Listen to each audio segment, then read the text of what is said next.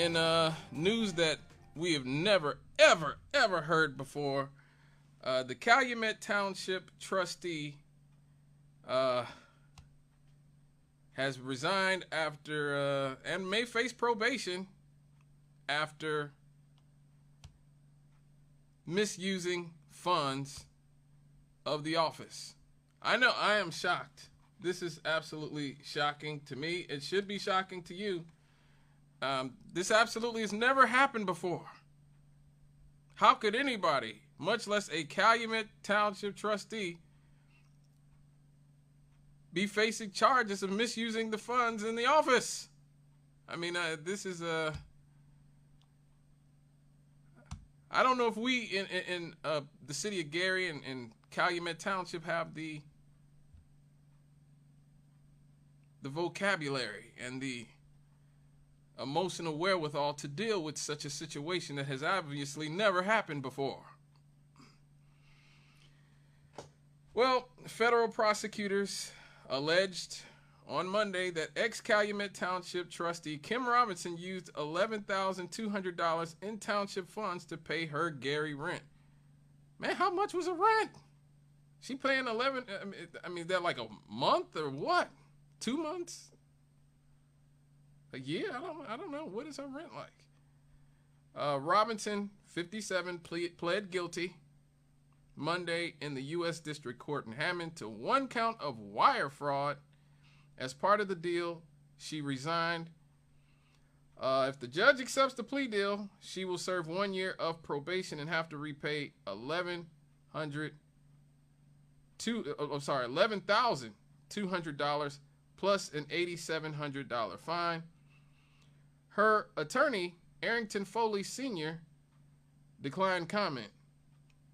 That's a good lawyer name, Arlington Foley Sr. I feel like I think I'd feel safe if I had a lawyer named that.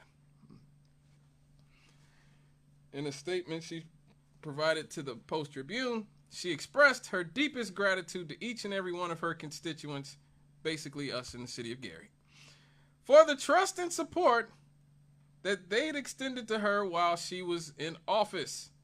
She didn't give a reason for her resignation, but I think we could guess what it was. But said that it was important to issue a statement as people may begin to hear information related to it. You think?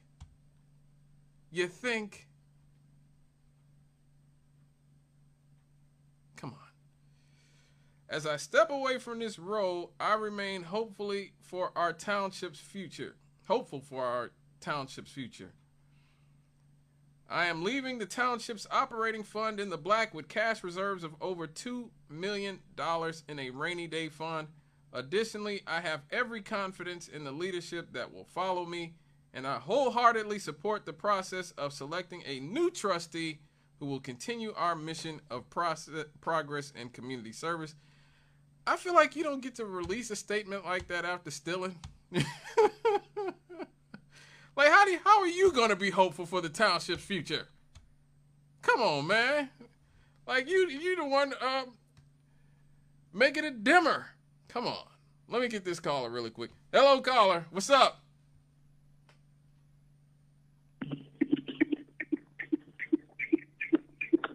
Hey. Did Kim Robinson steal your phone, too?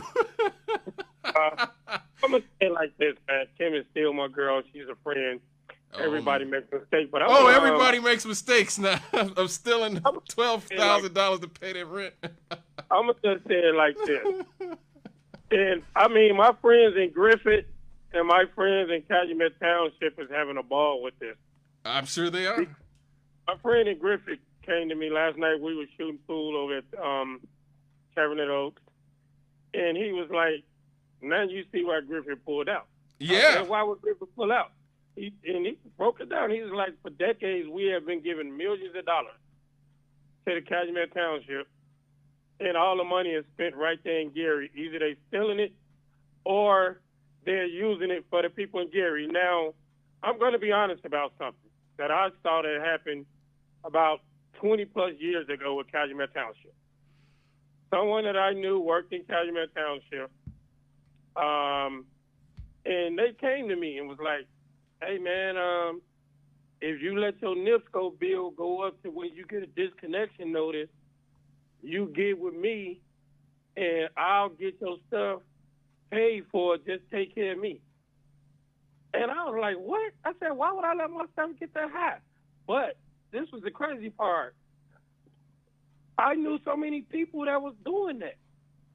They knew somebody that worked down there, and they wouldn't pay their bills, and the bills would get disconnection notice, and they would go down there and get their bills paid for. So I understand what my guy that lives in Griffin was saying, but I want to ask you this, Scott.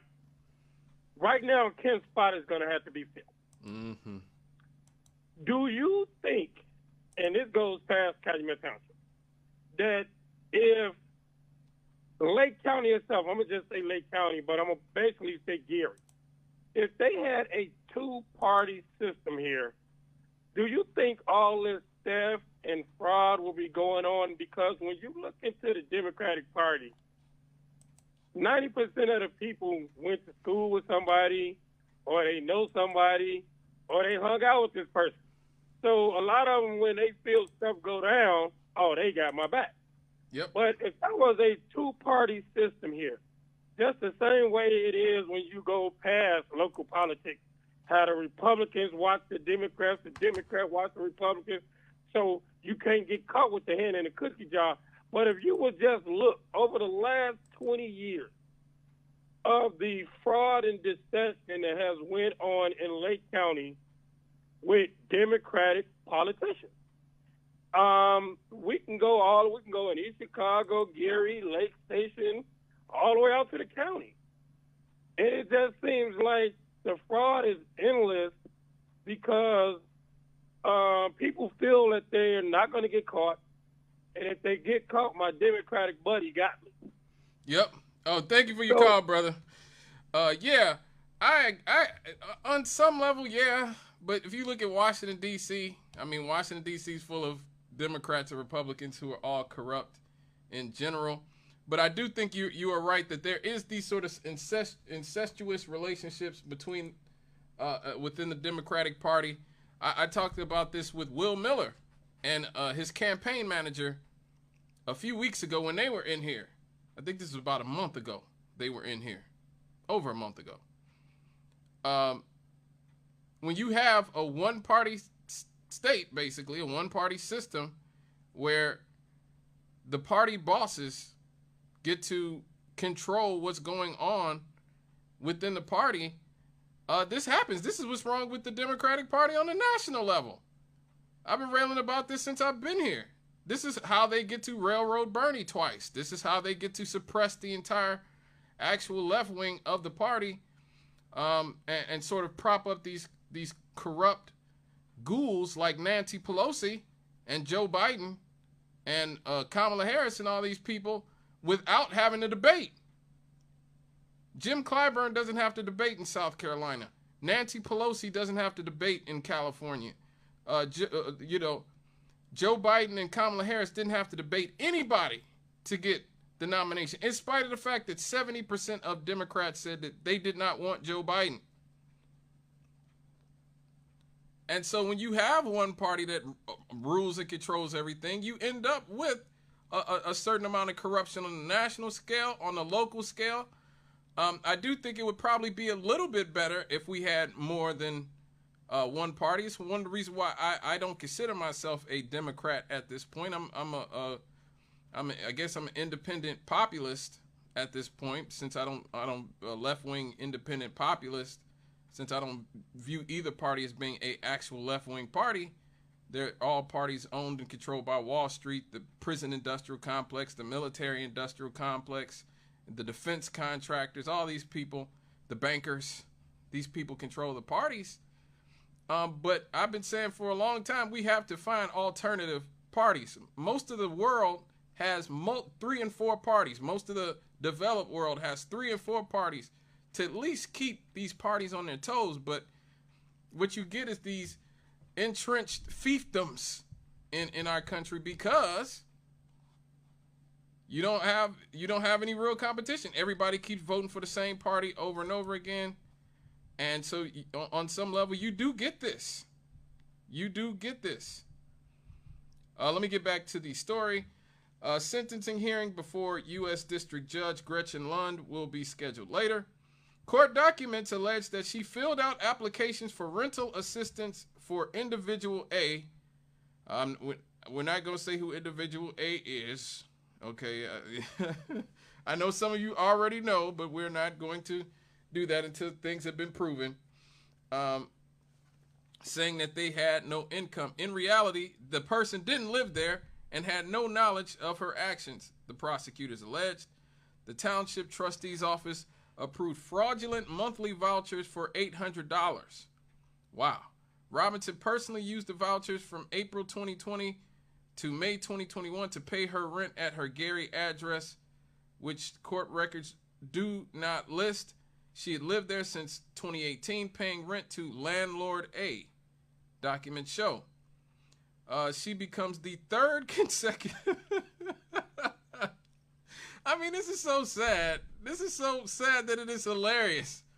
She becomes the third consecutive Calumet Township trustee to face federal charges.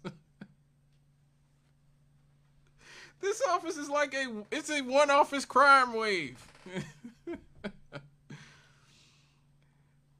Like, I feel like, Calumet trustee is right up there with Tammany Hall or something in old New York as just so the most corrupt positions you could possibly be in.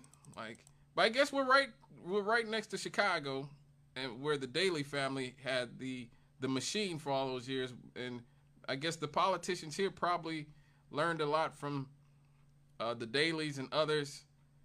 I remember I used to live in East Chicago when I was a little kid before we moved here to Gary. You had Robert Pastrick in office in EC for like 873 years. And good God, you want to talk about an entrenched, sort of politically corrupt machine. Man. And then Pabay, who came after him, went to jail. I know y'all remember that. Pabay ended up going to jail in East Chicago. So, I mean, there's a reason that JFK said that Lake County, Indiana was the most corrupt county in America. No, not JFK, RFK. RFK Sr. said that before he was assassinated. That was 1968. That was 1968. RFK said that about our beautiful little region here. He said this is the most corrupt place in America. Oh, man. So this has just sort of become a way of life. This is almost what you get in a lot of third world countries that become banana republics, where everybody is, I mean, and that's where America in general is going. America's becoming a third world banana republic with oligarchs like Elon Musk. And Donald Trump is an oligarch. He's a billionaire who, even before he was president, was paying off people like the Clintons and other. He admitted that he paid Hillary Clinton a bunch of money. He gave money to Kamala Harris when she was in California, the district attorney. I mean, the attorney general. I'm sorry. You have these oligarchs and you have these moneyed interests who just keep politicians flush in cash, maybe not to pass laws, but to keep laws from being passed. And so you end up with the people basically settling for the lesser of two evils. Everybody keeps saying, well, yeah, my guy's corrupt, but the other guy's more corrupt. And that's where the United States is right now. That's where we've been here in Lake County for a long time. Oh yeah, this person's corrupt, but hey, think about that other guy. He's just as corrupt or even more corrupt. The devil you know, right? Well, these are the devils we know here in Lake County. Kim Robinson, was elected in 2014 after defeating incumbent trustee Mary Elgin in the primary amid the shadow of an FBI and IRS probe of her office. She previously served as former Gary City probation officer Gary councilwoman for the city's 5th district from 2008 to 2014, and the Lake County Treasurer's Office. In December 2014, Elgin and her co-defendants, Elgin's son, Stephen Hunter, and former Calumet Township employees Ethel Shelton and Alex Wheeler were indicted, alleging the four committed conspiracy to defraud, wire fraud, conspiracy to commit honest services wire fraud, honest service wire fraud, and conspiracy to commit extortion. Prosecutors say that they used township employees and officers to run political campaigns and raise money for Elgin's fundraisers. She was sentenced to in 2018 to a year and a day in prison, followed by 1 year of supervised release. She was also ordered to pay $15,000 in restitution to the trustee's office and $6,311 to the IRS. In 2007, before that, Dozier Allen, who served as trustee for 32 years, was indicted 5 years after he lost to Elgin on charges that he and 3 employees steered $120,000 of grant money. Good God. Money, money, money. Money, money, money indeed. Meant for the township to themselves. The jury found him guilty in April 2009, and he was sentenced to 18 months in prison. Robinson's mother, Wanda Joshua, served as Allen's top deputy and was also sentenced to that. It's a family affair. It's a family affair. These people are so ridiculous, man. Robinson's mother, Wanda Joshua, served as Allen's top deputy and was also sentenced in that case. Joshua, who received a 15-month sentence, was defended by former Gary Mayor Karen Freeman Wilson. So here we go. Once again, all roads leading in the same directions. Oh, man. I mean, I know it's not funny, but it's so ridiculous. Like I said, this must be what it's like to live in a third world country. This must be what it's like to live in a banana republic where you have these oligarchs and you have these corrupt politicians and everybody's corrupt. And, you know, the police, you can just pay them off with $20 bill and you can like dump a hooker under the boardwalk or something and nobody says anything, and you could just, you know, if somebody who actually does go to jail, you can get them whatever they want in jail by just sliding $20 to a CO, a corrections officer, and, you know, you could just basically, everybody is for sale. Everybody's on the take at all times. There's virtually nothing that can't be achieved with a dollar bill handshake, basically. And so we are in that spot, and we've been in a spot like this for decades. Again, going back to RFK Sr. called Lake County the most corrupt place in America. This is where America is now. America is Lake County. America itself is Lake County. That's who we are, you know, where he's like, well, Joe Biden used to be called the senator from MBNA, Maryland's National Bank, because everybody knew that Joe Biden was owned by the banks. And then you have Donald Trump, who's a corrupt oligarch, and we all know he's gone bankrupt 6 times and is, you know, in bed with virtually every corrupt entity there is. We know that Joe Biden gets his son a no-show job at Burisma in Ukraine. We know that Donald Trump gets his son-in-law $2 billion deal with the Saudis. Like, this is like America is basically Ukraine. That's what America is. America is Ukraine. We're Ukraine. We're a banana republic. We're one of those Latin American. We're Brazil. We're basically Brazil now.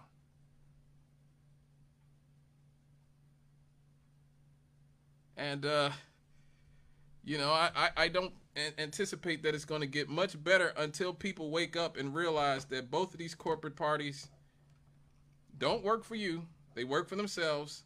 These politicians don't work for you. They work for themselves. We're going to have to look outside of the two-party duopoly.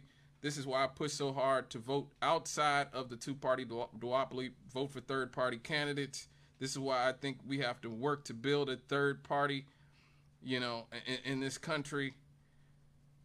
But as time goes on, I wonder if even electoral politics is even the answer. Let me get this caller. Hello, caller. I'm enjoying your show, young man. Well, thank you so much, sir. All right, then. You know what? People got to realize this is the world we live in nowadays. Yep. If I was to get $1 billion and I got 4 or 5 people sitting around me right there, and I gave you $200 million, would you tell somebody? Well, I would like to think I would do the honest thing. Yeah, you do the honest thing. You take that $200 million and stick it in your pocket, and won't tell nobody who shot John or who John shot. That's the world we live in. The rich are getting richer. The poor are getting poor. Like they say, it used to be a middle class. They sliding on down with us. And money, I could, like I say, as a president, I could send $160 billion to Ukraine. You don't see nothing getting rebuilt over there. Nope. They started blowing up and sending missiles and rockets over there. And you got people here, the government ain't going to have to shut down, folks. We don't have enough money to do such and so and so. How could you send so-called that kind of money somewhere and you need stuff done here? Mm. You got tree branches, big trees leaning and hanging all over the roadways here in Gary, going down through here. If one fall and hit a car, it kill somebody or whatever. But don't they, what crew do they have here in the city of Gary? It used to be called a city bond, where they had people going out that work for the city, cleaning up, cutting tree branches down, doing what they're supposed to do. What are they doing now? Everybody's getting paid, but what's going on? I heard that, brother. Well, thank you for your call. Yeah. Thank you for your call. My man. All right. Yes. Happy New Year. Happy New Year to you, too.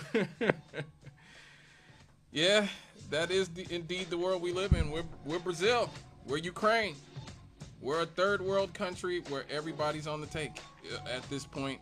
And if we don't stand up now and sort of stop giving consent to these oligarchs and their puppets and these corrupt politicians, then we will fully be Brazil. We will fully be Ukraine. At that moment, these sort of corrupt pseudo-democracies. All right, folks. Thanks for listening to Straight Outta the Cannon with me, Scott Cannon. We will be right back after these messages. The CIA says that, there at least used to be life on Mars. And they've known this for about 40 years now. I don't know. You let me know what you think. We'll be right back after these.